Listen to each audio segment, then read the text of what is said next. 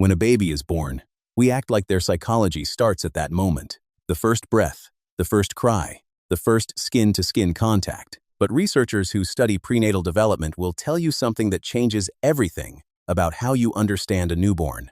Birth is not the beginning. It is somewhere in the middle of a story that started months earlier. What your baby already knows on the day they are born, the voices they recognize, the emotions they have felt the imprint of, the sounds that mean safety is more than most parents realize. And one culture understood this long before the science confirmed it. The womb is not silent.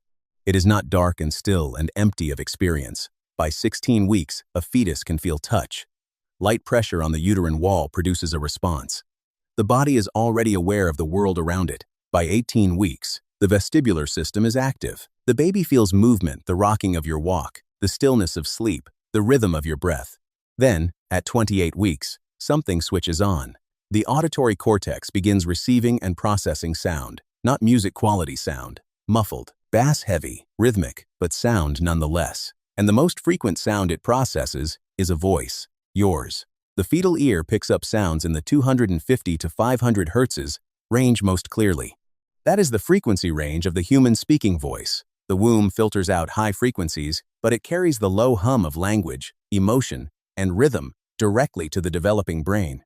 By 30 weeks, researchers can measure responses to sound using changes in fetal heart rate and movement. The baby is not just hearing. The baby is reacting. In 1980, researchers Anthony DeCasper and William Fifer at the University of North Carolina published a study that quietly changed the field of developmental psychology. They gave newborns babies just hours or days old a special pacifier. By changing their sucking patterns, the infants could control which audio they heard. Faster sucking played one recording, slower sucking played another. The newborns consistently adjusted their sucking to hear their own mother's voice over the voice of a stranger. These were babies who had only existed outside the womb for a matter of hours, and they already had a preference. They already recognized something. DeCasper and Fifer concluded that the infants had learned the sound of their mother's voice before birth. The preference was not built after delivery. It was carried into the delivery room.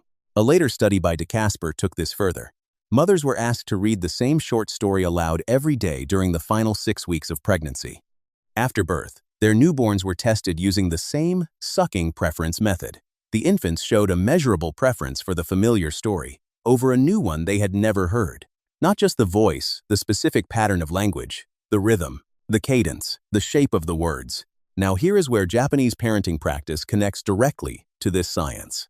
In Japan, a cultural practice called Taikyo, which refers to the mother's belly, has traditionally encouraged pregnant women to speak to their unborn child regularly, to read aloud, to sing, and to maintain calm, positive, emotional states. This is not superstition. It is, as the science now shows, a form of early neurological input. Japanese research into what is broadly called Taikyo prenatal education has explored how consistent auditory exposure during the third trimester supports early language discrimination, emotional regulation, and mother-infant bonding after birth. The mechanism is this: repeated exposure to specific sounds creates neural pathways in the auditory cortex before birth. The brain, even at this stage, operates on a principle called Hebbian learning neurons that fire together, wire together. When the same voice, the same story, the same song reaches the fetal brain repeatedly, it begins to build a template, a recognition pattern. That pattern does not disappear at birth. The baby arrives already carrying it. There is a second mechanism worth understanding: stress hormone transfer. When a pregnant mother experiences chronic stress, cortisol crosses the placenta. The fetal brain has cortisol receptors. Elevated cortisol exposure during development has been associated in studies with higher stress reactivity in infants after birth. The Japanese practice of maintaining emotional calm during pregnancy, prioritizing rest, gentle social connection, and low-conflict environments is not only a cultural preference, it is, neurologically, an act of protection for the developing stress response system. This is not about playing Mozart into your belly. The research does not strongly support passive music exposure as a developmental accelerator. What it does support is something more personal and more powerful. The environment you create during pregnancy, the stress you manage, the voice your baby hears most, the emotional states your body spends the most time in, is already shaping the neural architecture your baby will be born with. Talk to your baby. Not because it feels meaningful, though it will, but because at 28 weeks, there is an auditory cortex on the other side of your skin that is listening, processing, and building a map of the world using the sound of you. Read aloud. Use calm language. Protect your nervous system. These are not poetic suggestions. They are inputs into a developing brain.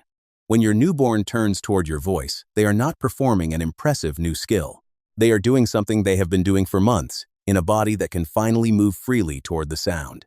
When a newborn calms at the sound of their mother speaking, that is recognition, not of a face, of a frequency they have heard thousands of times. When a baby born in a calm household shows lower baseline cortisol than a baby born into chronic stress, that difference began before birth, in the hormonal environment of the womb. These are not coincidences. They are continuations. Pregnancy is not waiting for your baby to arrive. It is, in a very literal neurological sense, the beginning of your relationship.